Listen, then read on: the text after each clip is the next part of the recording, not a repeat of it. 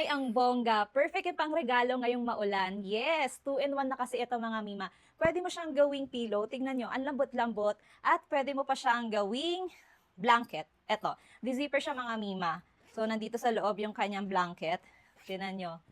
Ang lambot-lambot. Tsaka maan na rin siya mga mima. Malaki na rin siya. Ayan.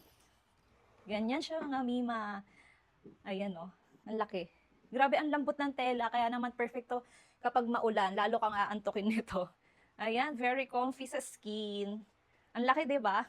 May pillow ka na, may blanket ka pa. Tapos pwede mo pa tong gawing stuffed toy. Ayun, ganun siya mga mima. Tapos pasok mo lang yung blanket sa loob and magiging pillow mo na siya. Ayan, pasok natin. Ayan mga mima, nasa loob na yung blanket and pwede mo na siyang maging pillow ulit. Ayan. Pillow, tapos stuffed toy pa. Grabe, ang lambot-lambot. Madami ako in-order nito mga mima. Ayaw ko sanang gawa ng video kasi ipang-re-regalo ko ito. Ayun yung iba oh.